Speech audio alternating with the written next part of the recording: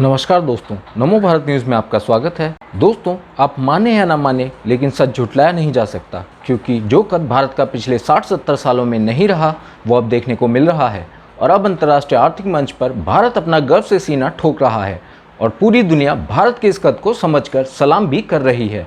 जब से मोदी जी ने देश की सत्ता संभाली है, भारत का अंतर्राष्ट्रीय कद कई गुना बढ़ चुका है। चीन को भी अर्थव्यवस्था के मामले में पछाड़ने के बाद अब भारत दुनिया की सबसे तेज गति से बढ़ने वाली अर्थव्यवस्था बन गया है। और इस बात की तस्दीक खुद दुनिया के सबसे धनी व्यक्ति बिल गेट्स ने भी की थी। जहां कांग्रेस के बड़े बड़े अर्थशास्त्री भारत को डूबता हुआ जहाज कह चुके हैं और अपने ही देश की अर्थव्यवस्था और देश के मेहनती लोगों का मजाक उड़ा चुके हैं, तो वहीं भारत ने 2025 तक $5 ट्रिलियन अर्थव्यवस्था का लक्ष्य रखा है। ऐसे में विदेशी निवेश की बाढ़ के बीच एक बेहद ही चौंकाने वाली खबर सामने आ रही है, जिसे जानने के बाद आप खुशी से झूमने लगेंगे और अपने आप को भारतीय होने पर गर्व महसूस करेंगे। तो क्या है ये खबर, जानने के लिए आप हमारे साथ इस वीडियो के अंत तक बने रहें और हमारे चैनल नमो भारत को सब्सक्राइब करना ना भूलें। दोस्तों, कांग्रेस से लेकर सपा, सपा से लेकर बसपा, बसपा से लेकर तृणमूल कांग्रेस, सारे विपक्षी दल केंद्र की मोदी सरकार पर मुख्तलिफ मसलों को लेकर हमलावर रहते हैं। लेकिन इस मुख्तलिफ मसलों में सबसे अहम मसला महंगाई, आर्थिक मंदी और बेरोजगारी का रहता है। मतलब देश का विपक्षी दल यह दिखाने की कोशिश में जुटा है कि मौजूदा सरकार आर्थिक मोर्चे पर पूरी तरह से पस्त हो चुकी है और देश की जनता भी आर्थिक मोर्चे पर अब बदहाल हो चुकी है।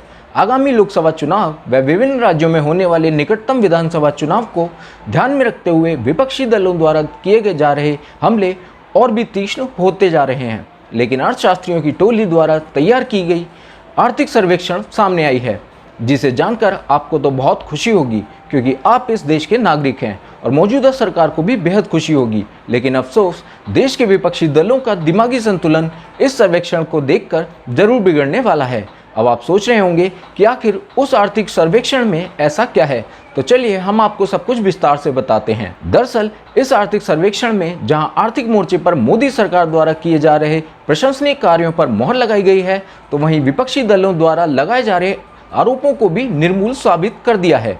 यह आर्थिक सर्वेक्षण विभिन्न अर्थशास्त्रियों द्वारा संग्रहित किए गए आंकड़ों के आधार पर ब्लूमबर्ग ने तैयार किया है, जिसमें यह दावा किया गया है कि भारत की मौजूदा आर्थिक स्थिति कई यूरोपीय देशों से कई गुना बेहतर है। ब्लूमबर्ग द्वारा जारी किए गए आर्थिक सर्वेक्षण के मुताबिक श्रीलंका में आर्थिक मंदी अपने चरम पर पहुंच चुकी है। वहां आर्थिक मंदी पर दशा बिल्कुल दयनीय हो चुकी है। श्रीलंका में आर्थिक मंदी के कारण बीते दिनों राष्ट्रपति और प्रधानमंत्री तक को इस्तीफा देना पड़ा था।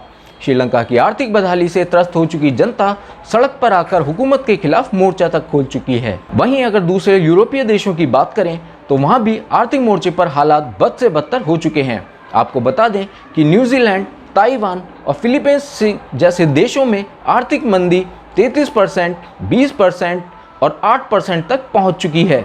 यही नहीं, आर्थिक सर्वेक्षण में इस बात की आशंका जताई गई है कि आगामी दिनों में इन देशों में हालात और भी ज़्यादा बदतर हो सकते हैं। ऐसे में अब यह देखना होगा कि आगामी दिनों में इन देशों द्वारा आर्थिक मोर्चे पर हालातों को दुरुस्त करने की दिशा में क्या कुछ कदम उठाए जाते हैं। इसके साथ ही ब्लूमबर्ग ने अपने आर्थिक सर्वेक्षण में निकट भविष्य में मौजूदा आर्थिक दशा के मद्देनजर चीन, जापान और दक्षिण एशिया के विभिन्न देशों की आर्थिक स्थिति के दुरुस्त होने की संभावना जताई है।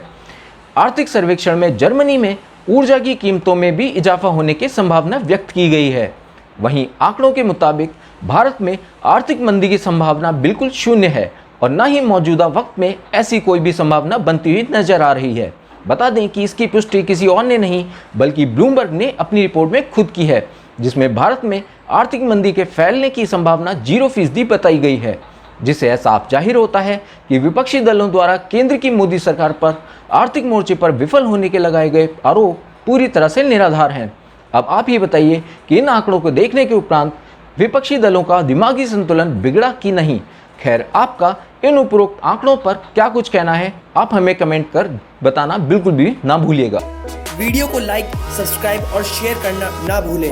अपने विचारों को कमेंट बॉक्स में लिखकर हम तक जरूर पहुंचाइए।